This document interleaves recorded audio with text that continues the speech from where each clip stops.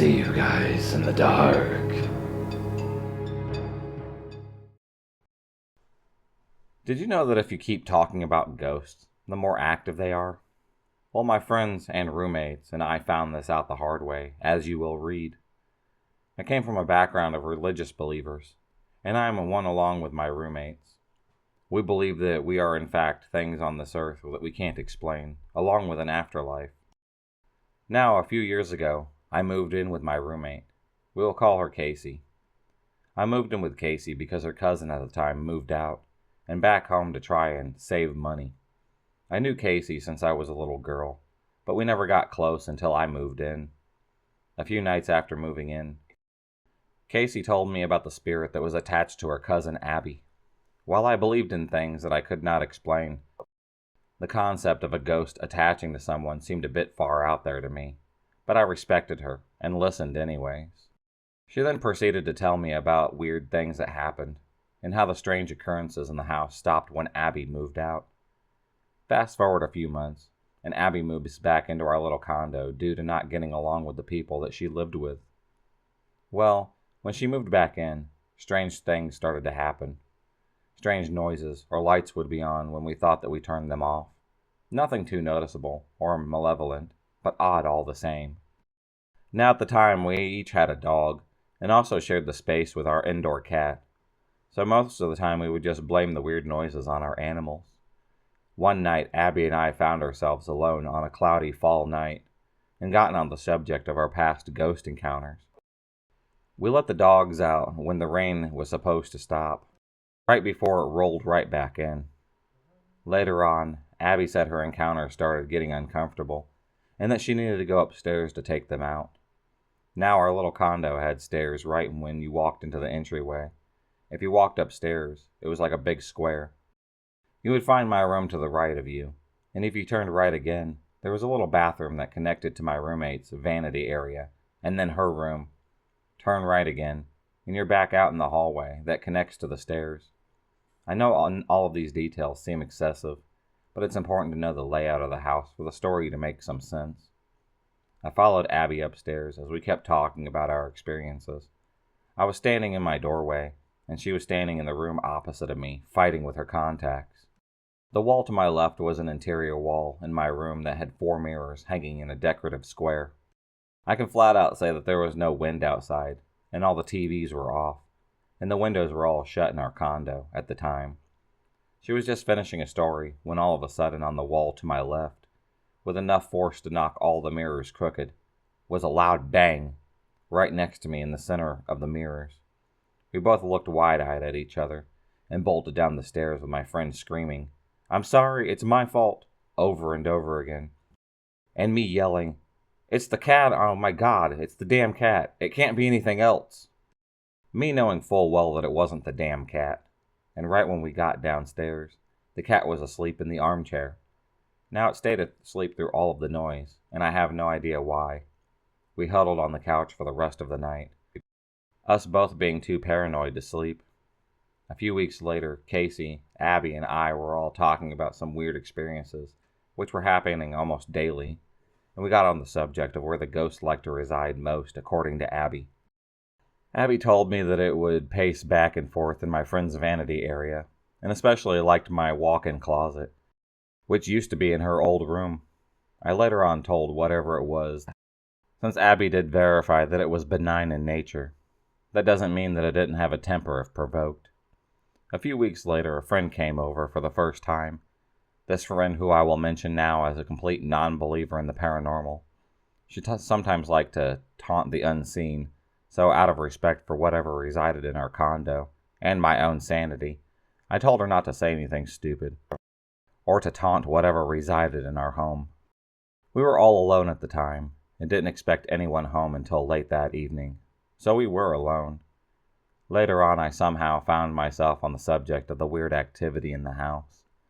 I was sitting on my bed, which was tucked in the far right corner of my room, and my friend was standing at the foot of my bed. About 2 feet behind her, I had a cabinet that was about 6 feet high. I had several decorative figures on the top of it, one of which was a rather heavy angel figurine music box that was about 6 inches high and about 4 inches wide. The thing was not a light figurine by any means. The top of it is about 4 inches away from the edge of the cabinet, and the angel figurine had little legs on the bottom of it, making the following events extremely odd, because it was impossible for that figurine to fall down. My friend, being a complete jackass, proceeded to say, "Kiss my ass, ghost," against my wishes, and well, right as she said this, my angel figurine flew off the top of the cabinet and hit her square in the left ass cheek. We both just looked at each other wide-eyed, and as she bent over to pick up the angel figurine, a little wooden bird I had on a cabinet flew off and hit her in the head just to make sure that she got the point. We both got spooked, but just chuckled, and the bruise that she had on her ass cheek was proof enough for her that there really was something more out there. The girl really must have pissed off whatever it was, because right whenever I said goodbye and closed the front door, wham! All the cabinet doors in the kitchen slammed open, and the light turned on. I nearly shit myself, and slowly went to investigate what happened while apologizing for the actions of my dumbass friend. I quickly closed the door and ran upstairs, locking myself in my room until my roommates got home. My parents heard these stories on almost a daily basis, who grew extremely concerned about how consumed my friends and I were by these experiences. They advised us that it would be best to leave the ghost stories and videos alone, at least until things settled down. I told my roommates about this, and we all agreed to let the subject alone to see if the activity would calm down. For the remainder of our time in the condo, and the time in the other house we moved into, we rarely discussed our past paranormal experiences. The activity ceased, and to this day I rarely ever discuss my past paranormal experiences. The advice my parents gave us worked for us, and to this day I wonder, how did my parents find out about this trick themselves? It was in the middle of April of 2010, and my unit was back in the States from Afghanistan. We were demobilized at Camp Shelby. Everything had been going well at Camp Shelby at this point. The days were relaxed, and I was actually getting full night's sleep. And by full, I mean about 4 or 5 hours compared to the 0 to 2 hours that I was getting downrange.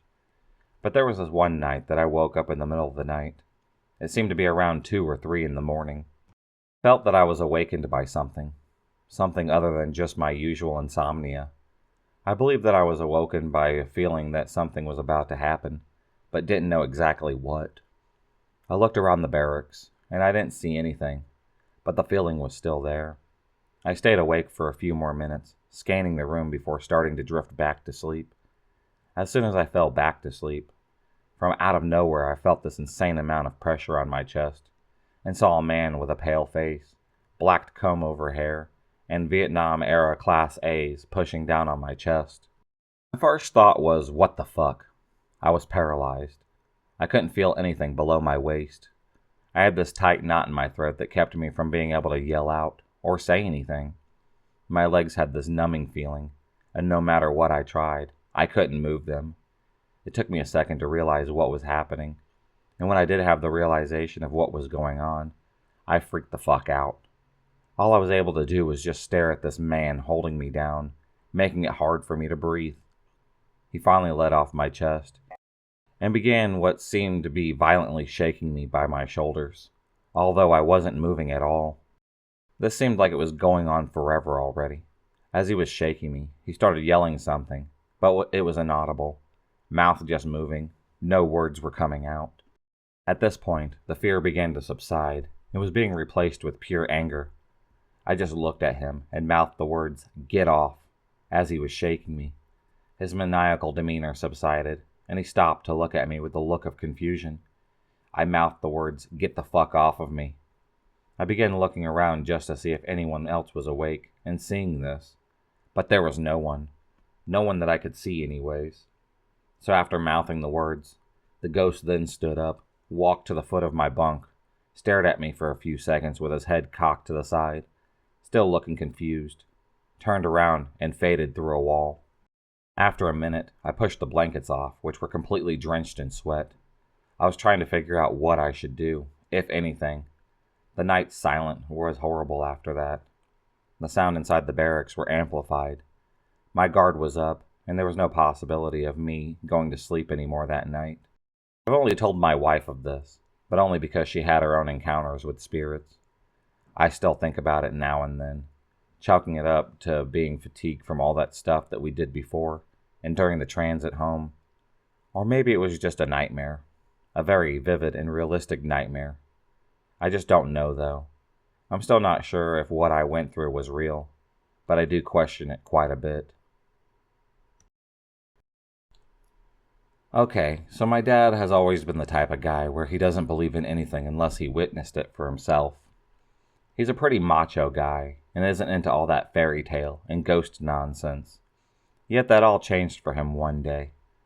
It was about 2:30 in the afternoon when my dad had come home. He works for the night shift on the old El Reno prison. He says that it's a pretty laid-back job for the most part. He'll usually drive around the prison in one of the guard trucks or keep watch in the towers. But one night he was sent to do a sweep of the chapel, as to make sure that no one was in there who wasn't supposed to be. His boss, let's call him Jack, told him to come back and check in with him after he had done so. My dad walked through the yard out of the chapel, and as soon as he walked in, he said that he felt just a wave of nervousness come over him. He flicked on the old lights and walked in and began to check all around the room. After a couple of minutes, he said a man, dressed in the same uniform as him, walked out from the little office in the back.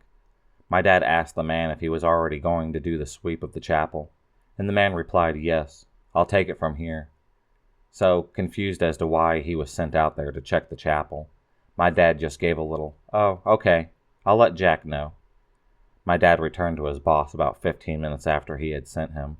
Jack looked at him and asked, "How did you get done so fast? You couldn't have possibly checked that whole place in such a short amount of time." "Another guard was already in there. Said he'd check it," my dad had told him. I guess Jack didn't think anything of it. As long as the chapel was checked, everything was fine with him. Well, this is where it gets creepy. About 3 days after, my dad said he was walking down the halls of the prison and stopped to look at the display case of all the old photos of other guards in the past. As he was browsing the photos, he said that his heart had sank and his blood froze. One of the pictures that he came across was that very guard he had encountered in the chapel, only this guard was dead. Apparently, about 4 years before my dad started working there, a riot had broken out in the chapel, and a guard was stabbed to death, and that guard was the same man that my dad had seen in the old chapel. But out of the 12 years of working there, not once has he ever heard about the riot until now. I don't know if they just don't talk about it, scared it might run off some of the newbies, or if it's just something a lot of them had forgotten about. All I can say is, my dad is now a firm believer in the paranormal, and not once has he ever gotten back into that creepy chapel. This is a strange but true story. Our family moved to a house on Granada Street in Denver. It was an ordinary street of older homes with sidewalks running up and down both sides, and lots of large trees. A lovely street. The boys were in first and third grade, and the neighborhood was brimming with children, especially since the elementary school was only a few blocks away. It wasn't hard to meet the neighbors, as the children were always outside playing, and we quickly became friends with many of them. As the story goes, there used to be a boy that lived in the house before us that was an absolute terror, breaking into homes to steal, bullying the other children, and catching sheds on fire. So it was no surprise that the entire neighborhood was relieved when this family moved away. That is all that I knew. At the time I was working at a Christian bookstore and music warehouse. They had an album bin where record albums were placed. They were very inexpensive, so I would pick up records for about $1 a piece. So even though I had never heard of any of these bands, I was willing to spend the buck. I would place these records a lot, and many of them were excellent bands like Petra, Sweet Comfort Band, Second Chapter of Acts, things like that. But I noticed when I played these records, when the family was home, all hell would break loose. The children would start fighting. My husband would yell. And our dog, which is a big red chow, would get really irritated and actually started to attack the children. It finally came to a point where I had to start keeping him outside until Dad came home, because he would give me nasty, crusty looks, and actually did bite me in the face. He bit both of my boys as well. I became too afraid to be left alone with him, and I didn't want him around the boys. This was really weird because I had always felt safe with him. This was out of character even for him. Now, it's not unusual for most families to have their children argue and fight from time to time, but I started noticing this seemed to escalate every time that I played these records. Incidentally, I still have them, and I play them. I needed confirmation, so one day, my best friend Carrie was over. I told her about my suspicions. I said, "Watch this." I went over and put on a record. We were standing in the archway between the living room and the kitchen, and sure enough, all hell broke loose. I went over and took the record off, and everything returned to normal. So now I had a witness. Weird, huh? Wait, it gets even more interesting. The living room was brightly lit from the large windows that covered an entire wall. Lots of sunshine. It really wasn't creepy at all, but I was drawn to and kept looking up to the SW corner of the room. There wasn't a shadow or anything, at least that I could see, as to why I would keep looking there, but it was like a magnet, and my eyes were constantly darting to look there often. During the day, when I was home alone, a deep, dark depression would envelop me completely, and I would just cry and cry. There was no reason for it, but when this feeling came over me, I truly did just want to die. I'm not kidding. I'm not yet putting two and two together. But one day, I was so overtaken by the intense sadness that I collapsed to my knees, and with my face in my hands, just wailed and wailed like I had lost a child. I happened to be in the living room just underneath this particular corner when I felt a hand on my left shoulder. I immediately and completely forgot what I was doing. Over 30 years later, try as I might, I still cannot remember what I was so upset about. This really freaked me out because there was no one there. I'm not saying it was Jesus or my guardian angel. I really cannot say. I guess I'll find out what that was all about when I see my life review. I'm just saying that I had a religious experience that cannot be explained. I never talked about it because I thought people would think that I was nuts. But having access to all those books at the warehouse and being an avid reader, I soon found where other people had the experience of the hand on the shoulder. Although their experiences and situations were different than mine, they still felt the hand and the comfort that came with it. When I read this, I was truly relieved, as it was confirmed that I'm not crazy. But I still never told anyone, not even my family or my best friend. A few days later, after that experience, there was a group of children out of the end of our walkway standing on the sidewalk. I was in the house with the front door open, watching the children through the screen door. I had one of the records playing. I was actually standing in the exact same place in the living room where I had the touching experience. As I stood there watching the children, all of a sudden there were 3 bright, blinding flashes in the rapid procession that came from that corner. It was kind of like a flash on a camera, only very much more intense. With each flash, I spun in a circle saying, "What? What?" And immediately after, one of those children started screaming bloody murder and took off down the street like a bolt of lightning.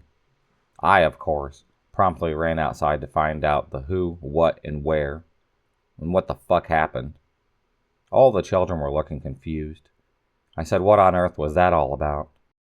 One of the children was the boy that used to live there.